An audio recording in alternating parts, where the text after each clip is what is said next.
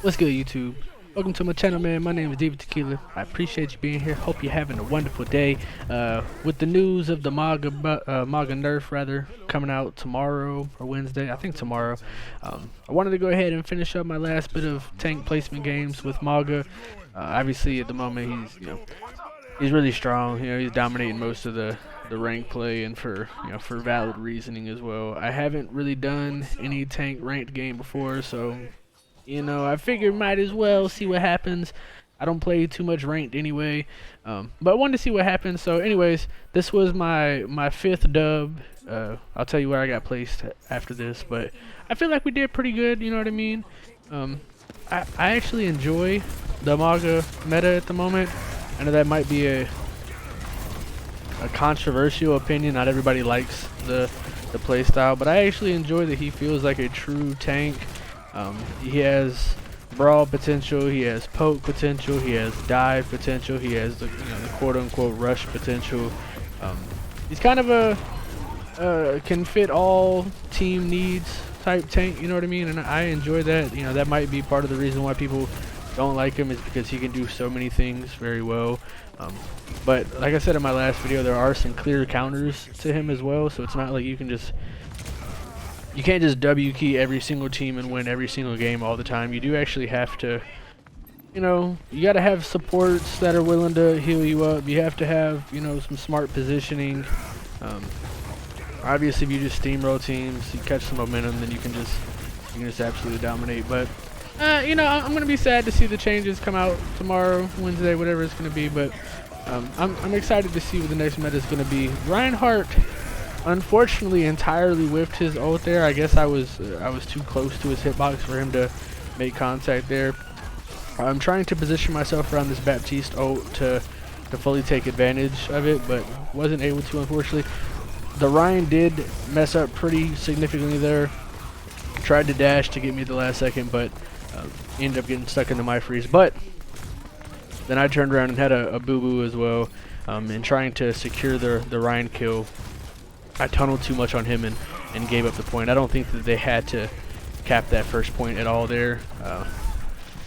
It is what it is. I'm honest about my mistakes. I like to reflect back on what I've done right and wrong to try to keep improving. And the most important thing is that I'm still having fun. That's the big thing here. So we've got a few ults happening here. Their Genji's in ult, our Moira is in ult. I'm still sitting on my ult as well. Our Echo turned into Ryan and then also got off the big Earth Shatter or whatever it's called. So very big play on our Echo there to pretty much just negate any bit of momentum they had building up there. So it feels pretty good. I'm trying my best here to keep applying pressure to their squishies, not necessarily spend too much time focusing just on their tanks. My ult here was primarily trying to just block any bit of momentum that they could get, and I think I did that. Unfortunately, didn't get as many picks as I would have liked to have gotten. We got the Reaper, which is nice, but it would have been nice if I could have got the Reaper and the Reinhardt. Unfortunately, I ulted the Reinhardt while he had his full shield as well, so probably not the best ult there. I don't think it was horrible. We came away with securing the chokehold, securing the objective, and killing one of their players as well. So not a bad ult. And then we end up getting the Ryan a little bit afterwards anyway. We're winning the trades pretty good. Like I said, I don't think they necessarily even had to got the first objective. See, this is part of why I think people want him nerfed, is the effective range that he has is probably a bit too far. They probably need to increase the spread a little bit more, or even change his damage range fall off, make it to where after like 25 meters he does like significantly less damage or so. I'm not sure exactly what numbers they should go with, but we've got our Kitsune ult happening here. Echo does another beautiful ult turning into the Reinhardt, which is obviously very oppressive. They do take her out of the ult before she's able to get up enough charge to return the ult there, but doesn't really matter. It was strong enough and distracting enough to where we were able to just keep them shut down, and now I have my ult built up as well. So I think we're doing a good job here of of trading our ult charges. Yeah, this is another, I mean, just frying them as they come out of spawn. I don't really have any risk of dying there. They have all the risk in the world of taking too much damage and throwing the game. The Reaper ult was good in the sense that it picked up our DPS, but honestly I think the Moira ult there is even better.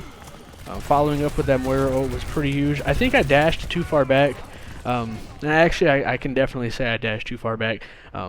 Me running that far back exposed my Mei, it exposed my Mercy, it exposed my Kiriko. I also turned my back to the enemy as well. It was kind of just a panic decision on my part.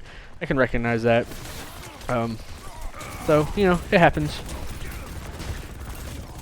We know for next time, be more aware of my surroundings. Situational awareness is huge. Obviously there my situational awareness is what not only got myself killed, but got my team killed as well. And now we're in this awkward position where they pushed the payload the entire second point essentially. So definitely could have played cleaner there. You know what I mean? That was my one death so far as well. So we're gonna ignore what happened there. That's kind of ugly, but it's all good. I've got my Mercy healing me, you know what I mean? We're chilling. I've got my big ult happening. I've got the team damage reduction going on. Reaper ult's here, but I don't. Yeah, he didn't even get a single kill out of it. For those of you who don't know, if you time your MAUGA dash and ground pound thing correctly, you can cancel Reaper's ult. Usually, unless you're like already half health or you're antied or something, the Reaper ult sadly isn't really enough to kill MAUGA. It's can definitely target the squishies and stuff, but this is a pretty heads up play on their part. Trying to take the shortest path, obviously, but just unfortunate for them. We had a Kitsune ult. Kitsune plus MAUGA is pretty busted. You know what I mean? Fast fire rate, close range, reduced cooldowns as well. So we pretty much have guaranteed team damage reduction and self heals the entire time. So thankfully they only get 1 point captured. You know what I mean? I definitely could have played that cleaner, but it's okay, man. I'm not a tank main by any means. I'm just having fun abusing the new shiny fun toy. You know what I mean? Yeah. Like I said, I enjoy the MAUGA meta. I know some people are frustrated with it. They find it boring at the moment, but I mean, it is what it is in my opinion. I enjoy playing the game either way. At the very least, I enjoy the the pretty colors, the characters, the taglines, the scenery and such. So whatever characters ebb and flow out of the meta, it doesn't really, I don't know, it doesn't really bother me that much. I can understand how it's frustrating and people feel pigeonholed to playing certain characters, but I mean, if anything, view it as an opportunity to expand your horizons. Before this season, really all I was playing was Moira.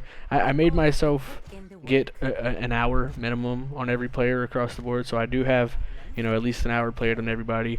I've got double-digit hours played on a couple characters now, so definitely diversifying myself a little bit before the season started. But now with this season, I've really made myself play a lot of Kiriko and Ana, just because they just mesh so well with MAUGA, you know what I mean? So it is what it is. Yeah, I feel kind of indifferent about the nerf. It's another one of those things where I'm gonna enjoy playing the game either way. So yeah, we'll see what happens, man. Casual reminder, by the way, if you're still here, I love you, man. I appreciate you. I've been having a whole hell of a lot of fun making content. The video that we just posted, actually going over the upcoming nerf and the current state of the meta, actually did really well. I appreciate all the love and support. I think we got like 13, 14 subscribers off that one video, so feels really good, man. Drop a subscribe, like, leave a comment if you like, man.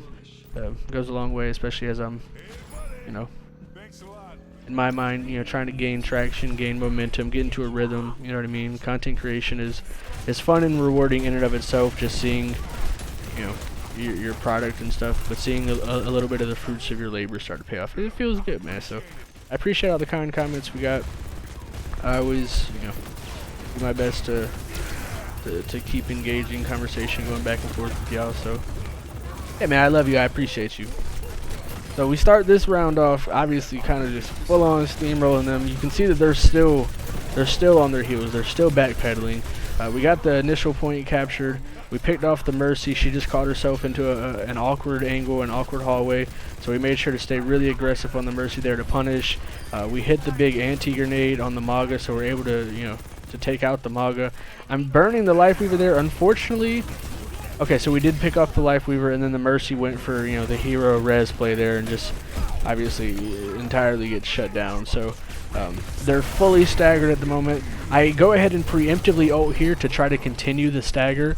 I know that I'm only going to get one person in that ult, but I also know that you know, their Mercy was dead, their Life Weaver is dead, and now I've also staggered their Mauga.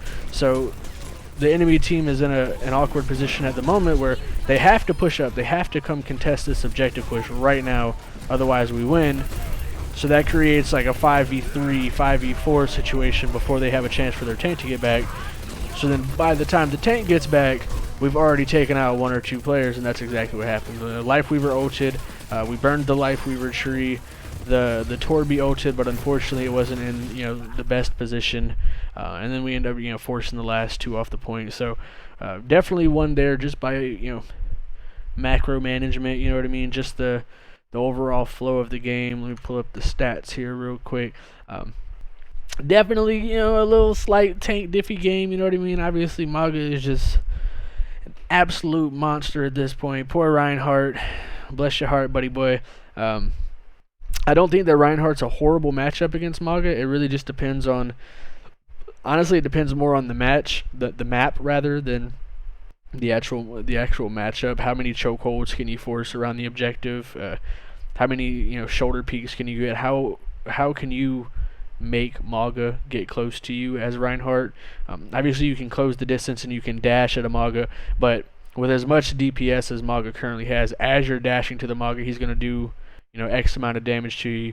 With the current meta, a lot of times people have an Ana, whatever, or they have the Kuriko, so, you know, you either instantly get Suzu'd and saved that way, or they'll instantly sleep and anti the Ryan. So it's definitely a hard matchup to play. Not a horrible one, but definitely not the best, you know what I mean? So we went 35, 19, and 1. Obviously the one death, I kind of panicked and ran away. I turned my back to them, which gave them free shots at my supports, gave them free shots at my back. I shouldn't have died at all, but that, you know what I mean, that's my fault, man. You live and you learn. So 14,000 damage. We had, you know, like 6,200 more damage than their tank. Like I said, this was my 5th win. This was my final ranked game playing Mauga before his nerfs getting ready to come out, and we got placed in plat. So I'll take it, you know what I mean? I haven't played any tank at all in ranked since season 1. Season 1 was obviously, I mean, I didn't play Overwatch 1 at all, so I played, I think, like 7 ranked games of season 1 and went 5-2, and I was placed in like silver 1 at that time, I think. And then I haven't played any ranked games at all. We went 5-2 this season. I think we were averaging like 15,000 damage every 10 minutes or so, but either way, man, I enjoyed it. Like I said, the nerfs getting ready to come out. Depending on when I post this video, I may end up posting like 2 in the same day, or, you know, back-to-back days or something, just to pump the patch notes out, you know what I mean? I would like to get into the rhythm of posting a video, going over all the, like, the weekly patch notes every week or whatever, but we'll see what happens, you know what I mean? I work from home. I've got my baby dogs. I've obviously got my beautiful newborn son, my wife as well, so trying to allocate my attention accordingly, you know what I mean? But yeah, man, I'm enjoying it. If you stuck around this long, I appreciate you. I love you. I know I ramble sometimes. It's part of the it's part of the joys of, you know, the content creation and just living your life, man. So do what you do it passionately, have fun with it. I love you so much, man. Stay safe. Have a wonderful day. Peace.